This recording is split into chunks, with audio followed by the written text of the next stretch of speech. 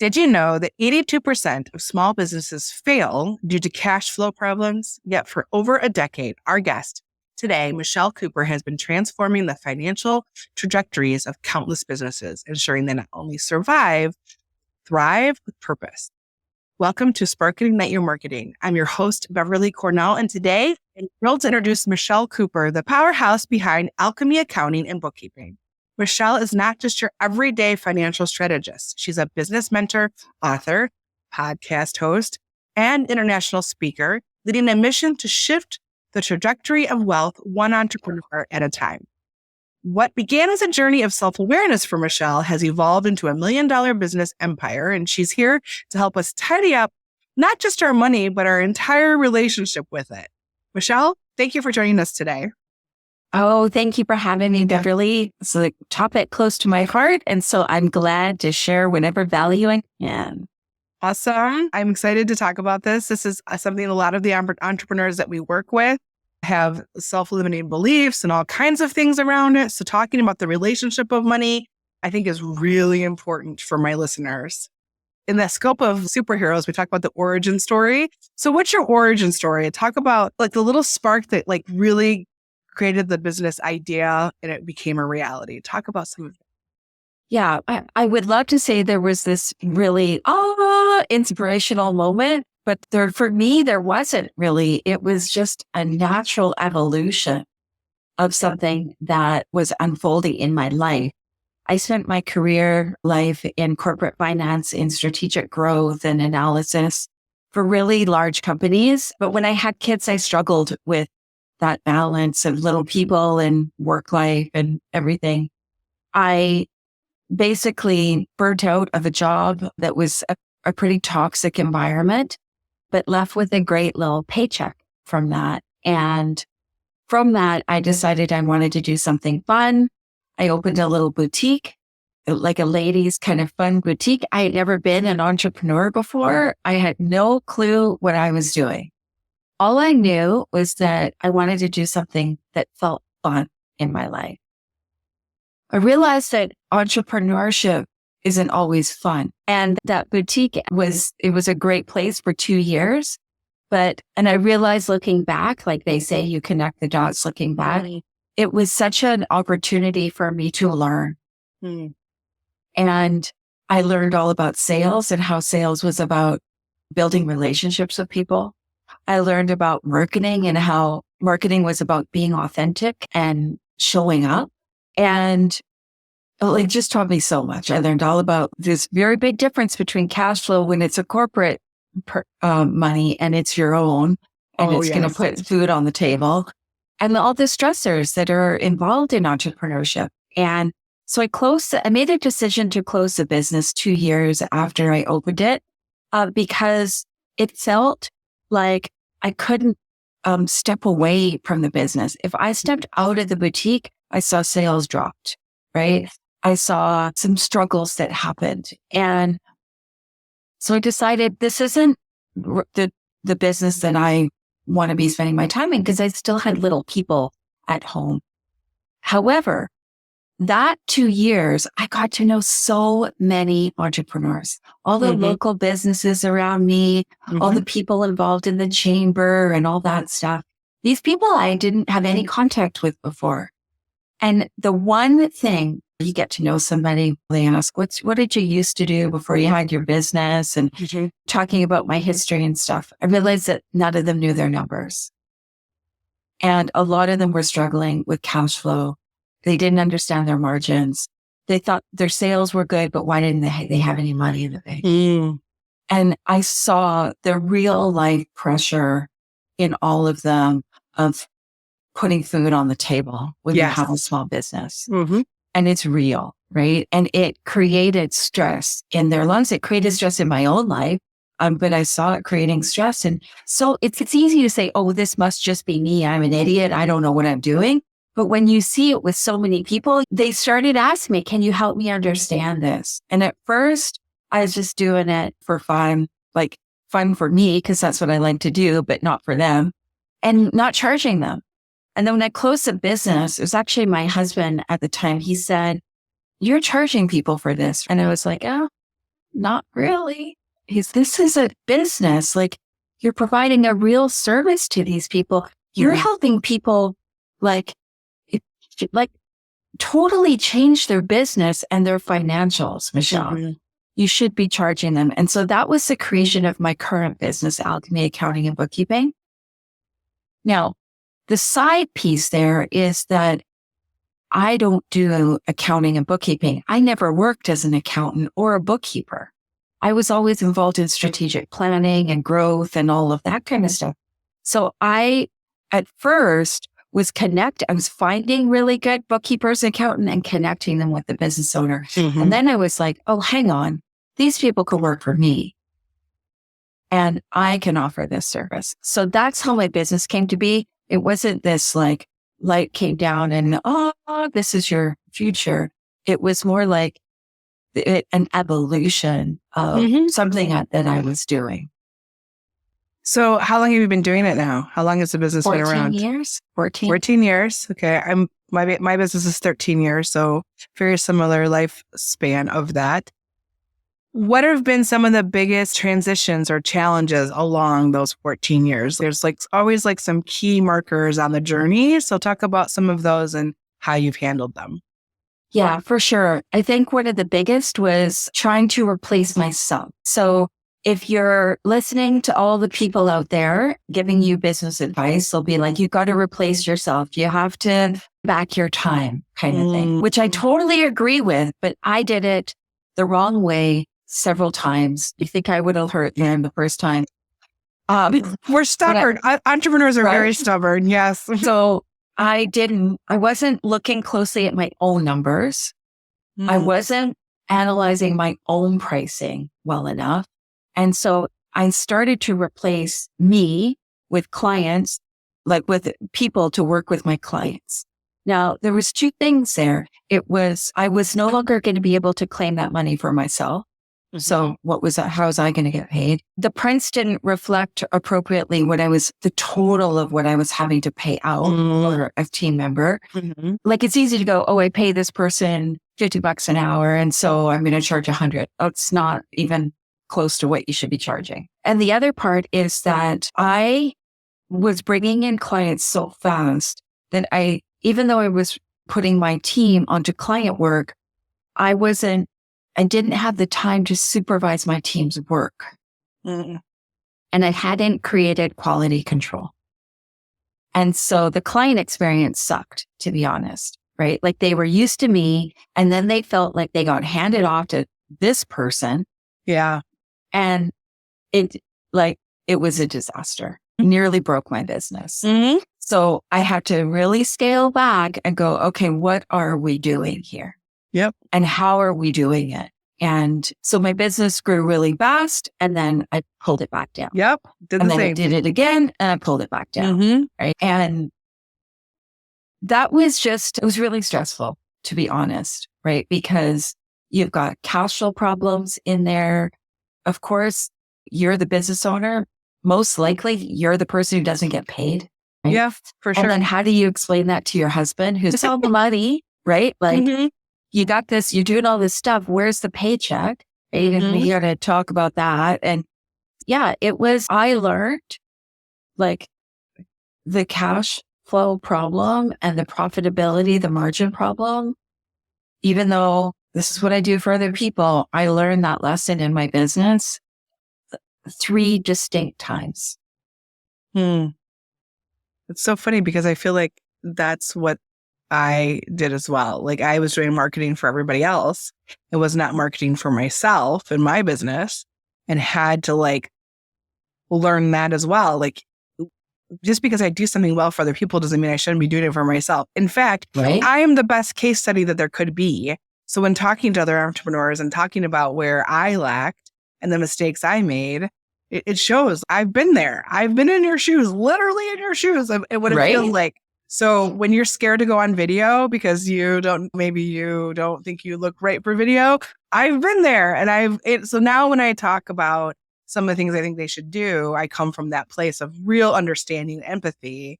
Lots of great things about being a business owner.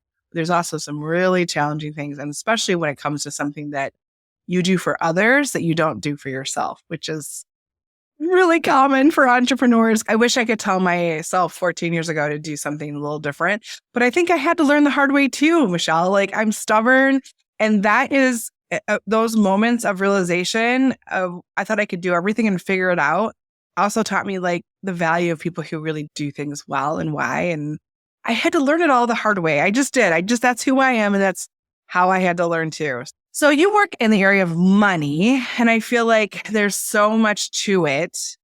What really frustrates you about your industry, and how would you or do you fix it, do you think?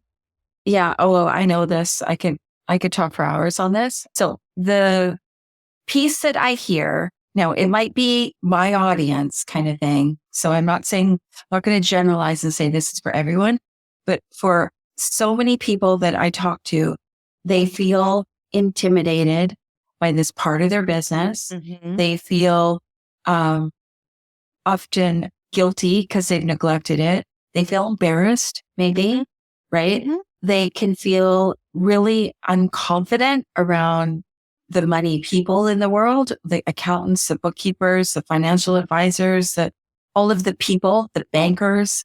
I was just at a meeting last week with a client with their banker, and he was freaking out before we were going in there. I was like, dude, you have a $10 million business. This guy should be courting you. Yeah. You got $10 million going through his bank. Stand up.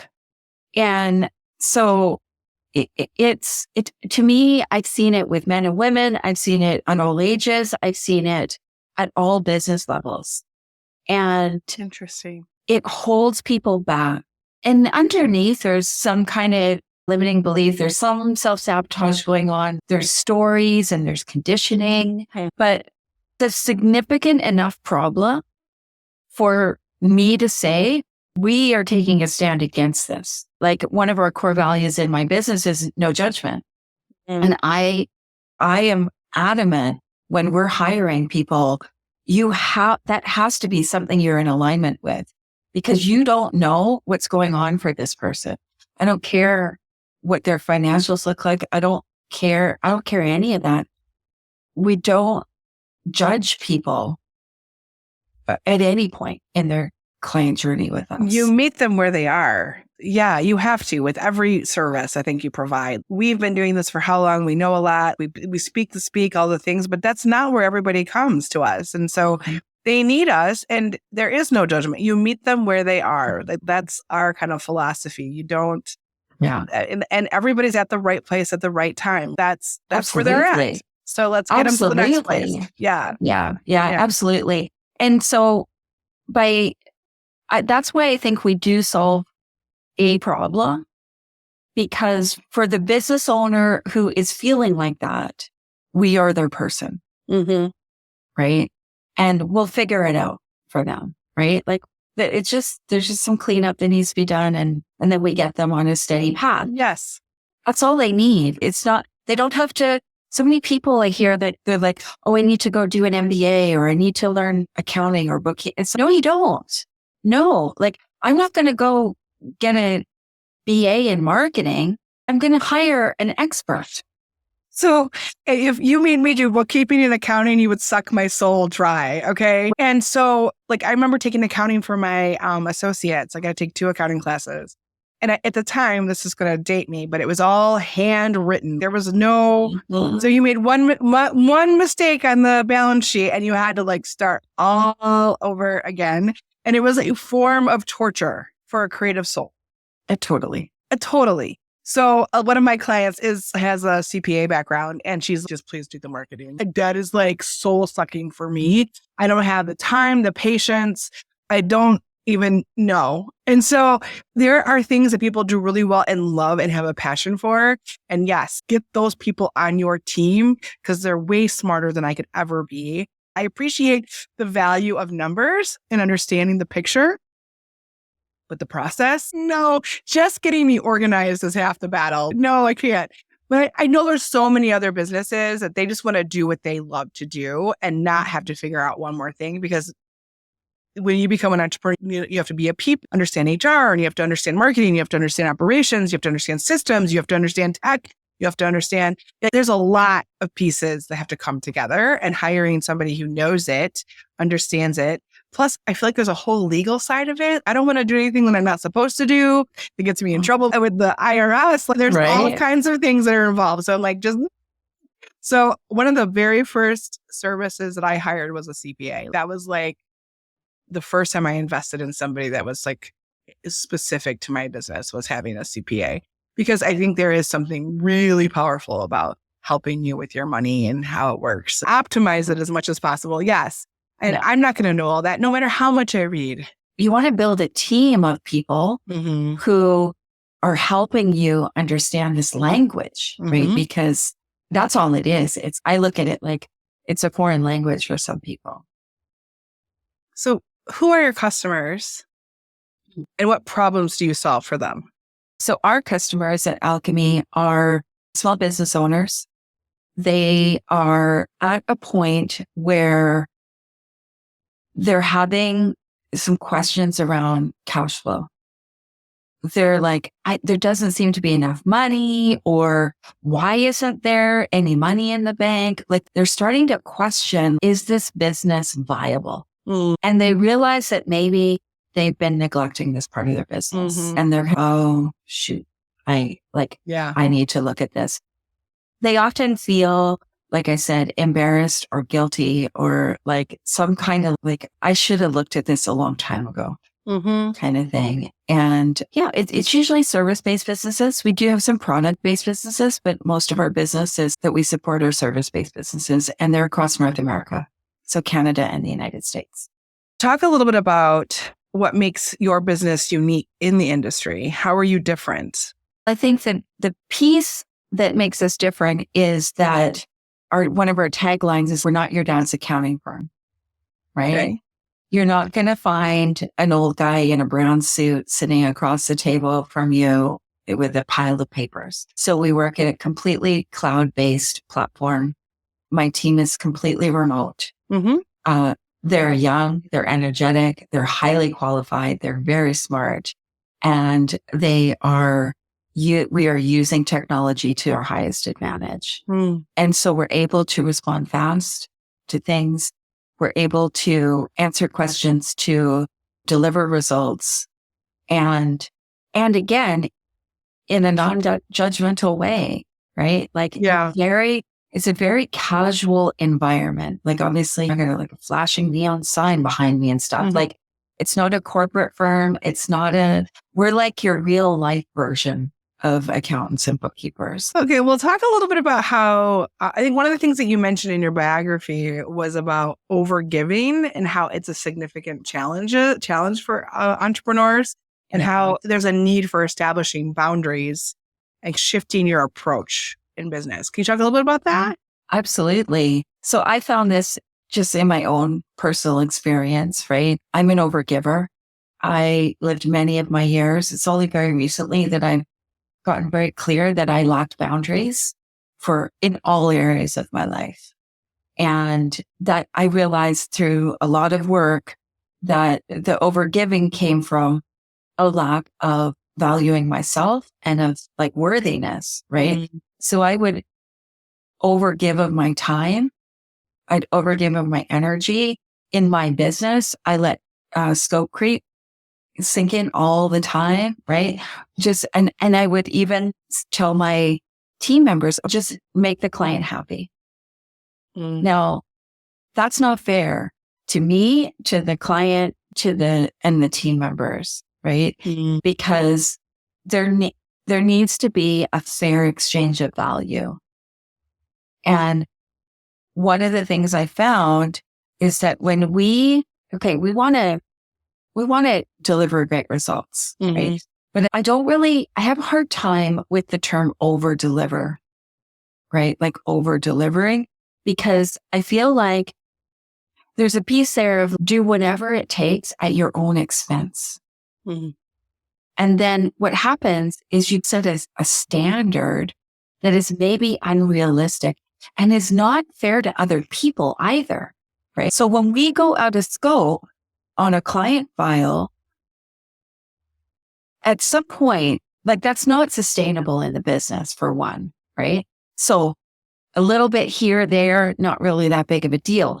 But if it's consistent and it's happening a lot, it gets established as the new norm. Mm-hmm. And then if that client were to go around and shop for similar services, it's not actually fair to the other businesses either that we're doing all this stuff and we're not charging the fair rate for it. And so I realized like it created this like incongruent kind of energy, right? And it didn't serve anybody.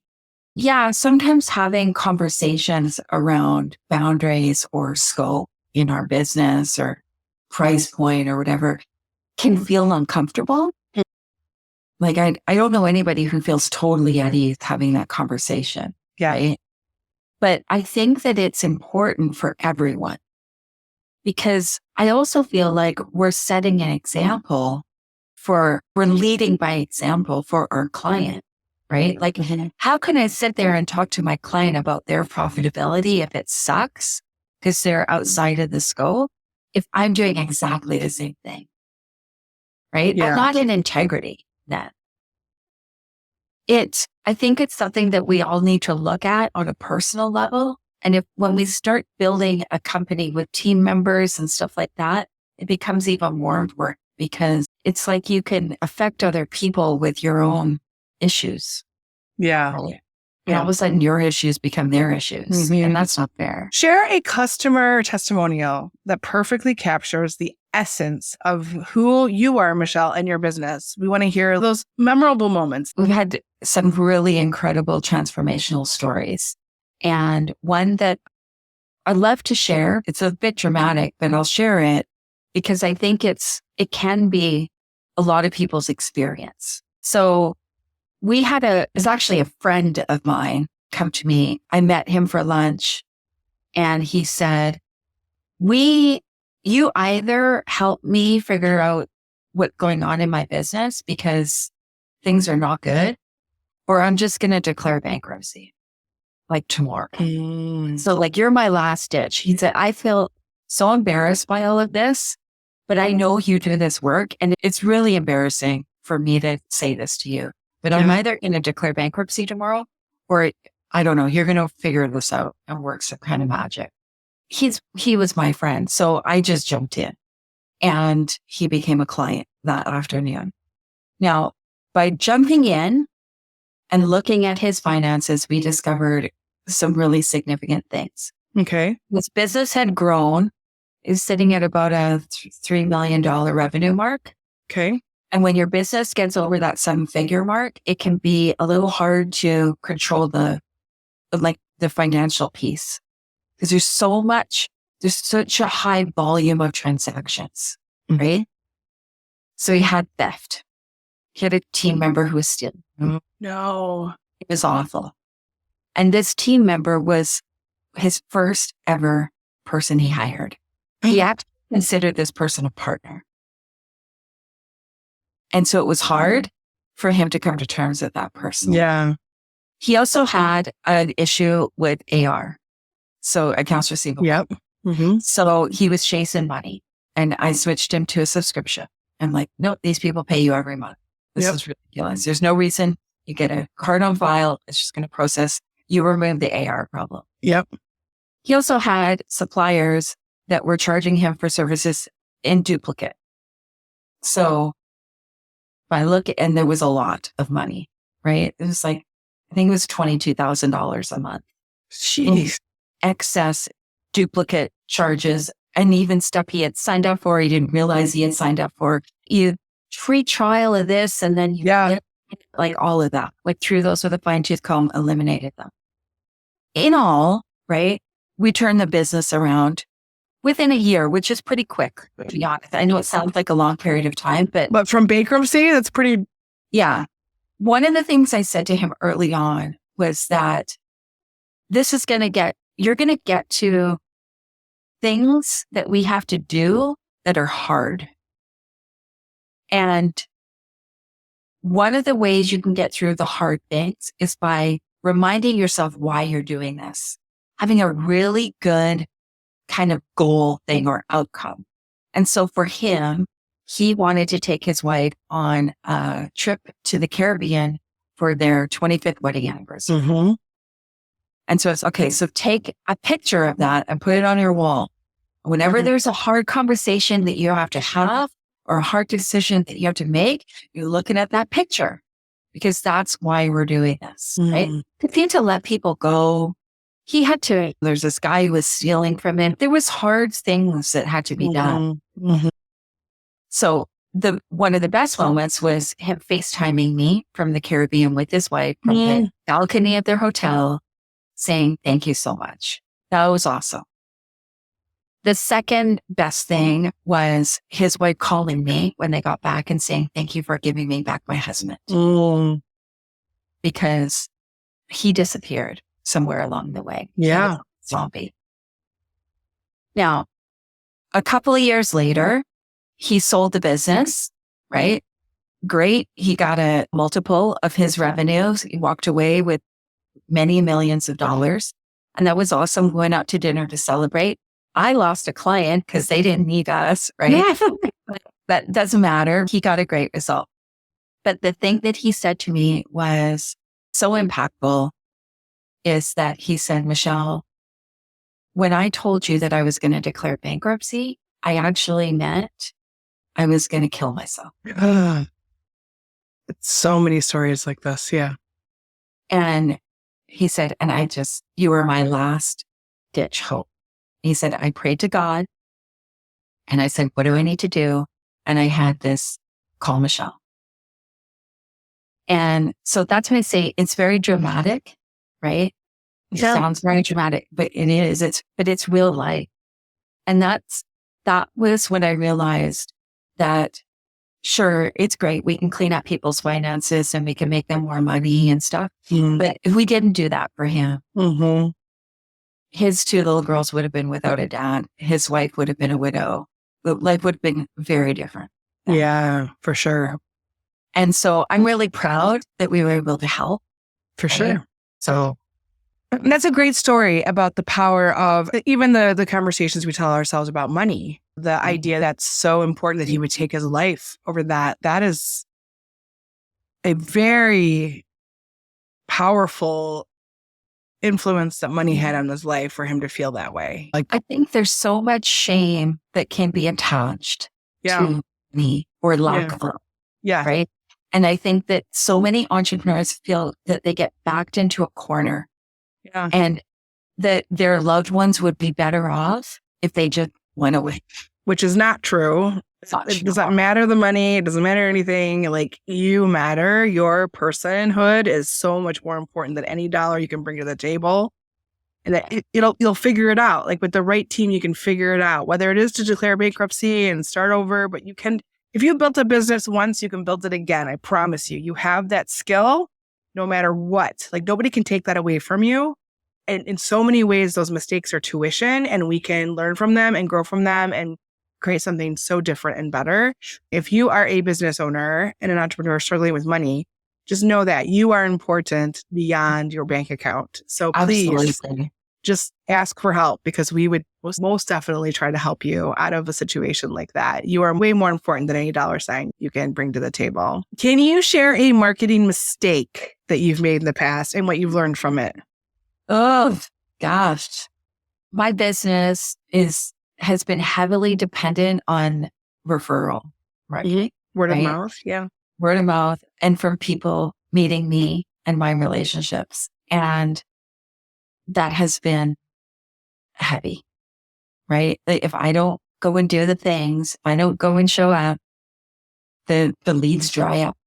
And so I feel like, yeah, it's a great way to build your business at the beginning and stuff, but I think that I hung on to that for too long and didn't invest soon enough on marketing experts and strategy.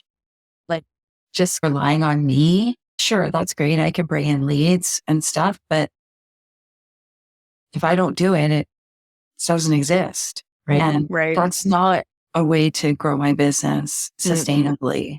So, yeah, it's probably the biggest one I've made. We waited too long. Mm. When would you have done it if you could go back? Like, when would you have done that? I think I would have done it really early, right? To find, I know there's lots of marketing people out there, but to find the right person who really gets you and your business and your personality and understands the value that you're providing and the impact that you have. I think it takes a while for you to find that person and build that relationship. And the other thing I would say also is it's not like don't just jump around between people and strategies and stuff. Go deep with somebody. Be willing to put the time in. Like, it's a relationship, right? I think in the early years, I did that. It was like, oh, try this. Oh, try that. Oh, listen to Gary Vee. He's talking about this and somebody's talking about that. And it was like, no, just find somebody who you jive with and really sink your teeth into that and go for it. And I wish I had done that way sooner. I feel like my business would have hit that 7 figures way earlier if I had done that way earlier. All the money that was left on the table because of that decision. Oh, totally. Yeah. Totally. Yeah. And you think you can't afford it, right? You're like, oh, I think you can afford whatever you want to invest in. When money expands and contracts as your belief in it being possible. I've seen it over and over again. I would agree. What's one unconventional marketing tactic or campaign that you've tried and were surprised by its success? I guess, now I don't know how unconventional this is. I remember, my God, it would have been like 2014, maybe, going live on Facebook. Yeah, it was huge. And I did this little challenge or something. It was like 30 days live or something. And I was shocked. I was shocked that people were following and that they were listening to what I had to say and that like they were picking up what I was throwing down kind of thing. And it led to business. Yeah. I was shocked. I didn't, at that point, I wasn't using social media for my business. It was like my personal life. Interesting. Okay, so our next segment is the lightning round, where we ask you some questions to get an insight into how you make decisions, who you are, your business. Totally. What about your business brings you the most joy? Oh, showing people what's possible.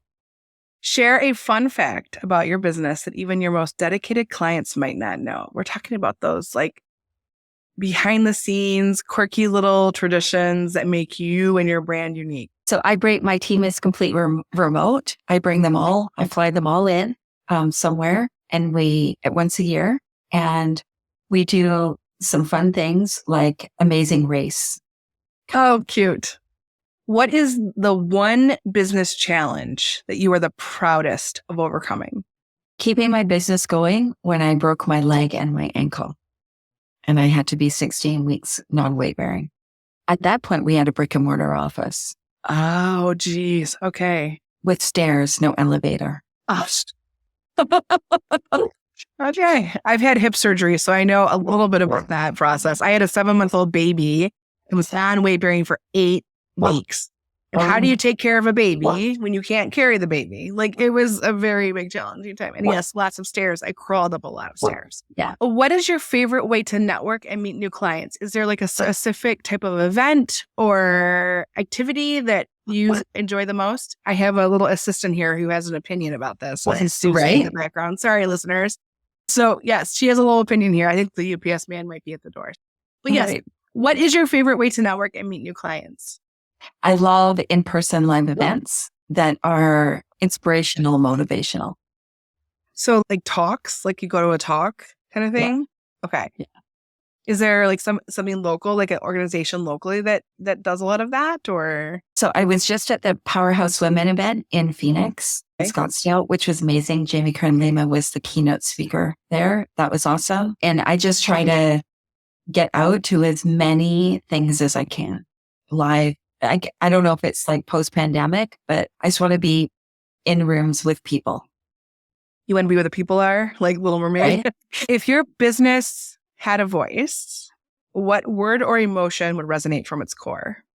Gratitude. What's your favorite quote, book, podcast, or entrepreneur that has left that mark on you that you hear it when you're doing things, like whether overcoming stuff or getting through stuff? What is there been a person, a podcast, a book that, or even a quote, like you just, it's like your mantra? Be the change you want to see in the world. Mother Teresa, right? Mother Teresa. Yeah. What's one unconventional tool or app that's become your secret weapon? ChatGPT lately. Oh, yeah. There's so many ways to use that. So what are the 3 most important ingredients for your recipe for success? Self-care, for sure, whatever that means to you. But for me, self-care is nature. It's every day walking my dogs in the woods, grounding my energy in nature. Sleep. I learned the value of sleep in my health, and not having the courage to do only what lights you up. Because we can do a lot of things, right? But you need to have courage to say no. How do you keep your entrepreneurial spirit alive? What do you feed it? I feed it through learning and growth, right? Expanding my own knowledge on a variety of things, whether that's a data piece or it's a personal development piece. How do you stay grounded and maintain your sense of purpose, like doing the thing that lights you up? Time away from my business. If your business was an animal, which creature would it be and why? Oh my God. Never thought of that. Okay, this is going to sound weird. I'm going to say a raccoon.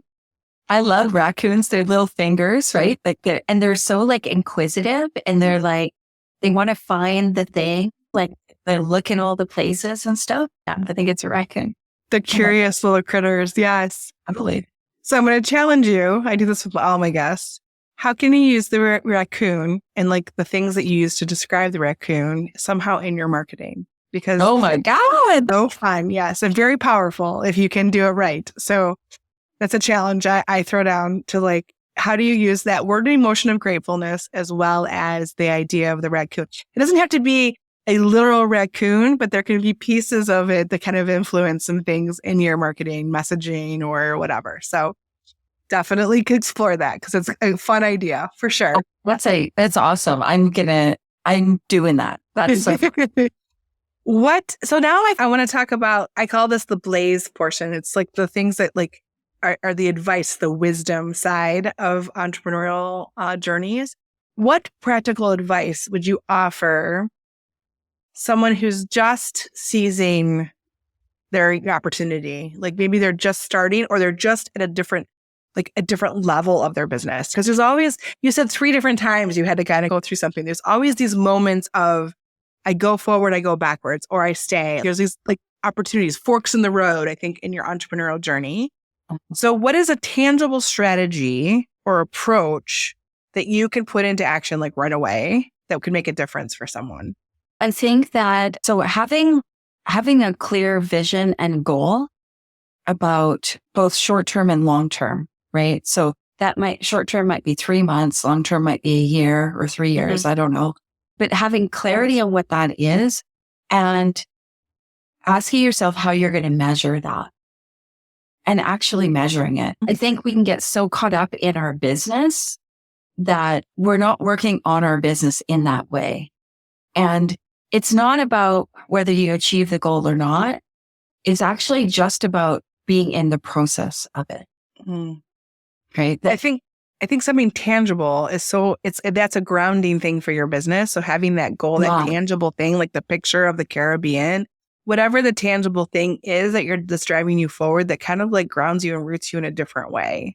I have a time machine and I want to go backwards first and go back. Let's turn on the time machine and go back to when you were 18 years old, Michelle, and you were just going into college or university or just entering that adulthood portion of your life. What pivotal piece of advice do you wish you'd received at that age that would have saved you maybe time, resources, or headaches along the way? I didn't take life seriously at all. Like at all. And I think that if I could give 18-year-old Michelle a piece of advice, I would be not to take life seriously, but to know that she is worthy of great success just because of who she is. She doesn't need to prove it with crazy behavior and being the center of attention and the party girl and all of that stuff. Advice. Okay, now we're going to fly forward through time and look 10 years down the road.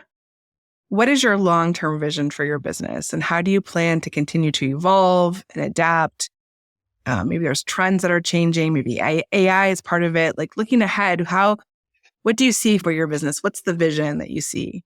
I see bringing in more dynamic, amazing people who can eventually own part of the business. I'm looking for like the next generation of what we do to take Alchemy out into the future. So I have that model. I have a brokerage model, like a real estate brokerage model. So that it's my umbrella, but my associates all work like almost like real estate agents or like a lawyer at a law firm. So before we go, I love that you've traveled in time through me. I love that you shared all these really cool tidbits with me. I've really enjoyed our time together. There's no question. But before we go, share where our listeners can learn more about Alchemy Accounting and Bookkeeping, and they can keep up with your latest projects. Totally. So they can follow me on all the social media at Michelle B. Cooper. Okay. Website is alchemyaccounting.ca, or they can find me all the things that I do personally at michellebcooper.com. Wonderful. Thank you so much for joining me today, Michelle. Thank you, Beverly. This is awesome. I am sure that my listeners are going to walk away with some fantastic ideas and hopefully maybe a little shift in their money mindset today. I hope you feel motivated to try out what you've learned today. If you have any questions, you want to chat more, don't hesitate to reach out to Michelle or to myself. But please stay tuned for more insightful conversations and practical tips to light up your business and inspire your marketing on future episodes of the Spark and Ignite Your Marketing podcast. But until next time, keep sparking and igniting.